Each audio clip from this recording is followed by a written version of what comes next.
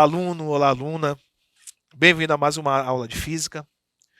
E hoje nós vamos falar sobre gases, líquidos, sólidos e a relação entre suas propriedades físicas. Então nós vamos fazer uma breve introdução sobre o conteúdo. Depois vamos falar sobre os estados, estado sólido, líquido e gasoso. Vamos falar sobre as mudanças de estado físico, super importante. E vamos falar de algumas características importantes para a mudança de estado. Ok? Vamos falar das curvas de aquecimento e do diagrama de fases. Okay? Então, tudo isso faz parte de todo este conteúdo, de uma estrutura da matéria, certo? Que nós começamos a estudar a partir de agora.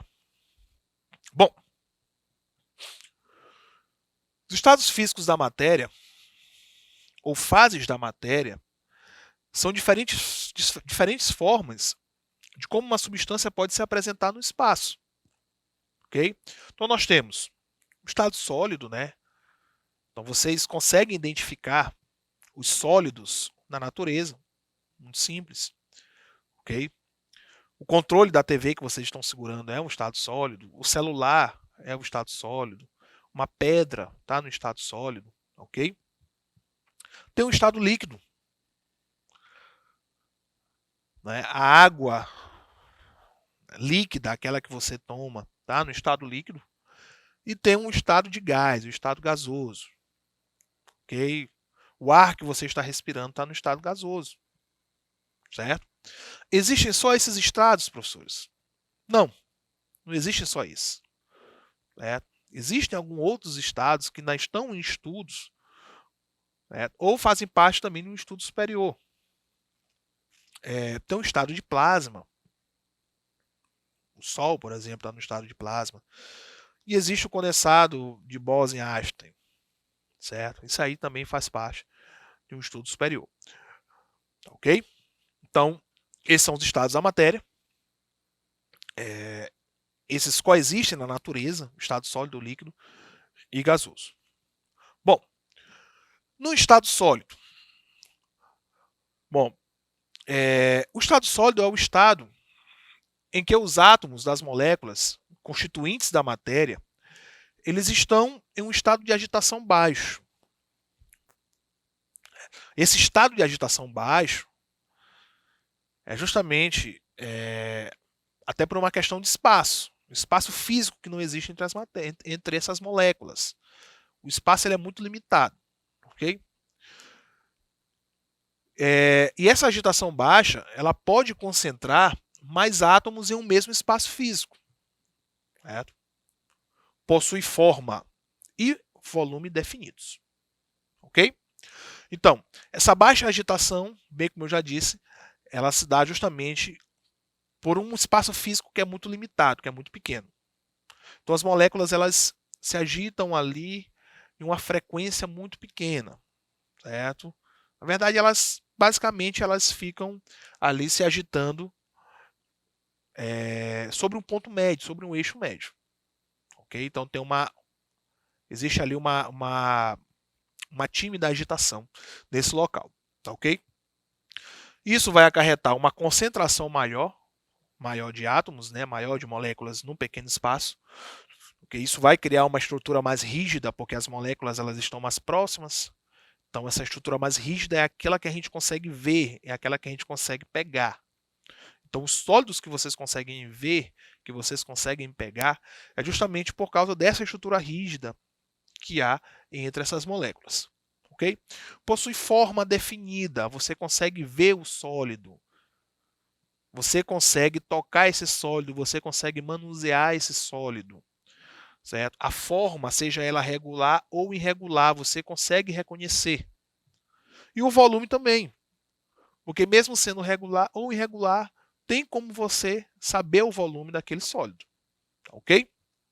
Bom, e o que é que faz essas moléculas ficarem ali bem próximas, bem unidas, bem coesas, certo? Bom, a força de atração entre essas moléculas ela é maior do que a força de repulsão. Percebam o seguinte, nós estamos falando aqui de forças eletromagnéticas, certo? Nós estamos falando de forças eletromagnéticas. força de atração e de repulsão. Então, a força de atração ela é muito maior do que a força de repulsão entre essas moléculas. Então, esse estado sólido ele tem essa característica, certo? Dessa atração ser maior do que a repulsão que acontece entre essas moléculas. Lembrando que essas moléculas elas são compostas por átomos, certo? E o átomo ele tem essa característica eletromagnética, certo? Não pode esquecer isso. Já no estado líquido, certo? O estado líquido ele ocorre quando as moléculas já estão um pouco mais dispersas, ou seja, estão um pouco mais distanciadas umas das outras, certo? Isso em relação à mesma matéria no estado sólido. Nós estamos comparando com o estado sólido. Substâncias no estado líquido têm volume definido, porém a forma é indefinida, certo? Então é o seguinte, no estado líquido, as moléculas elas estão mais distanciadas, estão mais distantes umas das outras. Há um espaço maior entre elas. Isso vai fazer com que a agitação molecular no estado líquido seja um pouco maior do que no estado sólido. Okay? Então, essa frequência de agitação, justamente pelo espaço que essas moléculas elas vão ter, vai ser maior do que no estado sólido. E isso tem uma consequência quanto à temperatura. No estado sólido, como a agitação é menor, a temperatura é menor. No estado líquido, como a agitação é maior, a temperatura também será maior.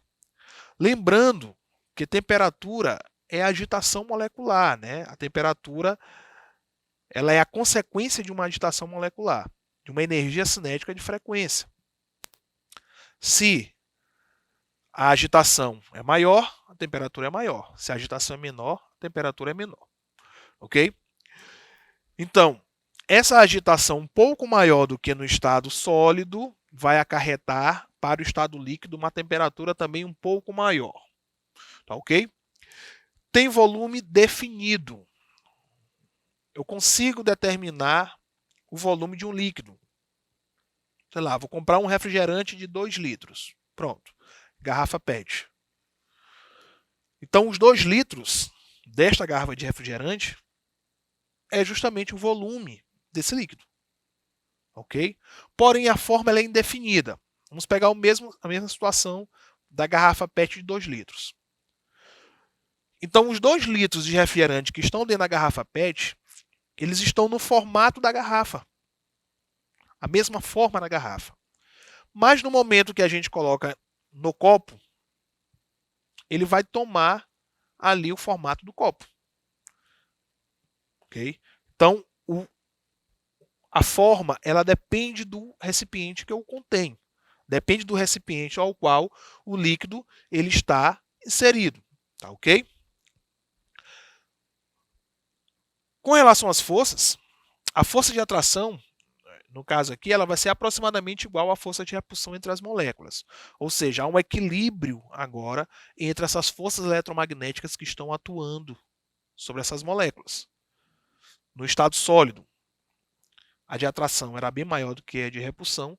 No estado líquido, elas começam a se equilibrar. Tá ok?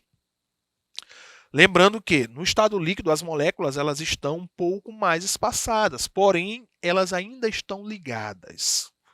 Ok? É por isso que elas não vibram com a sua máxima frequência. Então, ela vibra ali com uma frequência média. Já no estado gasoso, essas moléculas elas estão agora livres, certo? Elas não têm mais nenhuma ligação entre elas. Não existe mais uma força de coesão entre essas moléculas. No estado líquido ainda há uma coesão considerável, certo? Então, o estado gasoso ele acontece quando as partículas que formam a matéria estão bastante afastadas, dispersas no espaço. Por isso, elas podem ter a forma e o volume indefinidos. Certo? Forma e volume indefinidos. Então, o estado de gás, as moléculas estão mais distantes, certo? Existe um vácuo entre essas moléculas, um espaço entre essas moléculas. Então, essas moléculas, como elas estão livres, elas estão vibrando com a sua máxima frequência. Estão se movimentando com a sua máxima energia. E isso vai acarretar para o estado gasoso, comparando aos estados anteriores, o estado de maior temperatura. Ok?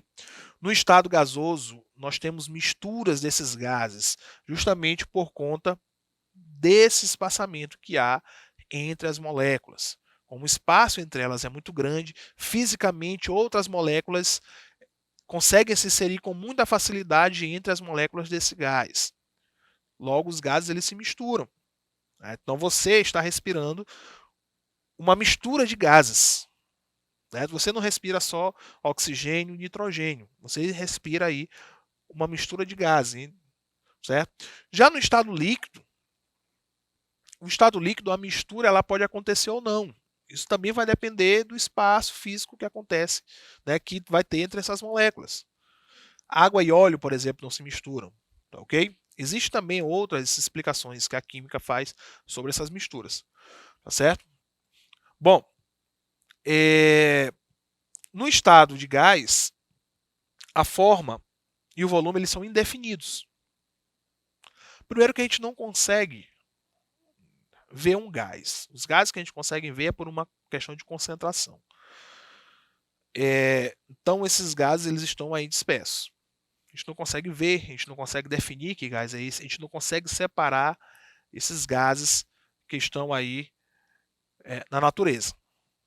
Ok? Então, com isso, por isso a gente não consegue ver a forma desse gás ou perceber a forma desses gases. E isso acontece também com o volume.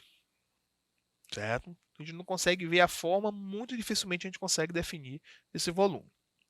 Bom, a força de atração, neste caso, ela vai ser menor do que a de repulsão. Ou seja, a força de repulsão agora ela sobressai sobre a atração. Ok? Então, a tendência dessas moléculas elas se repelirem mais do que atrair. Ok? Bom, então, mudança de estado físico. Né? A influência de fatores externos como pressão e a temperatura fazem a matéria se apresentar ora em um, ora em outro estado físico.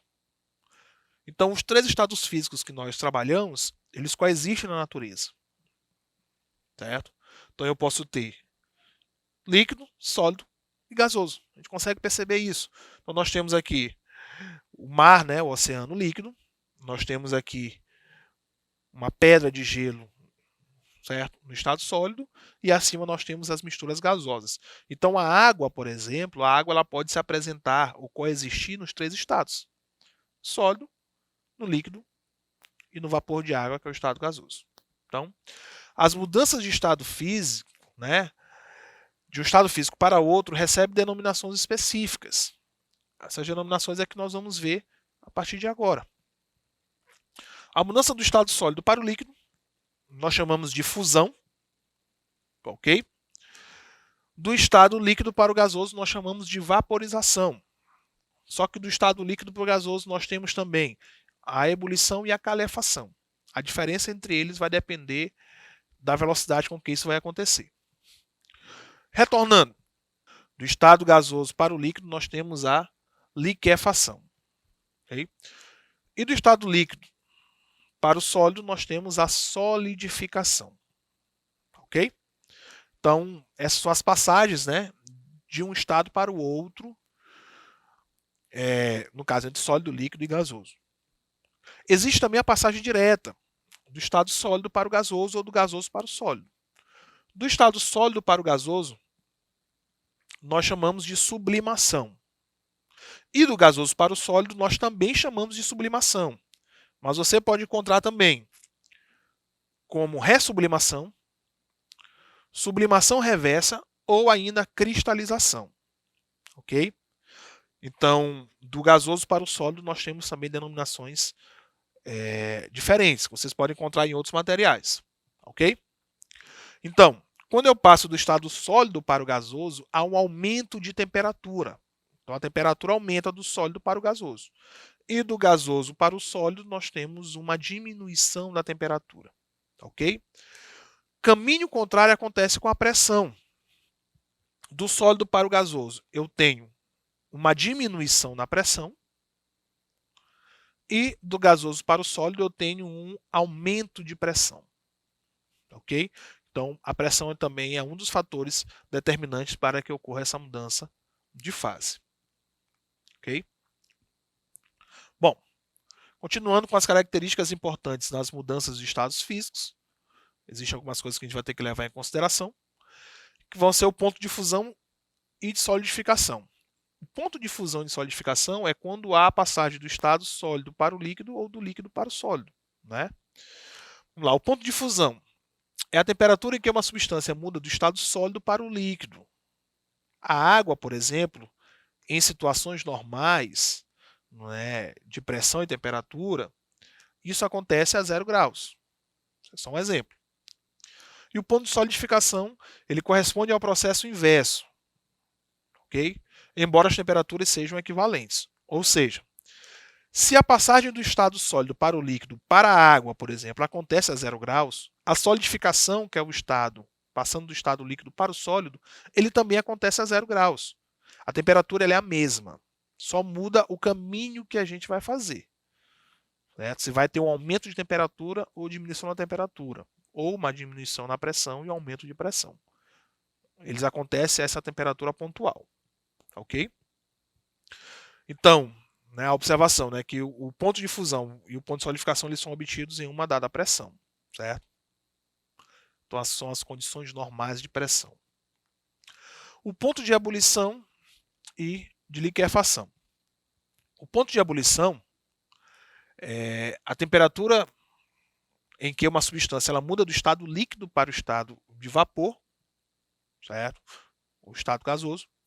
E o ponto de liquefação ou condensação corresponde ao processo inverso.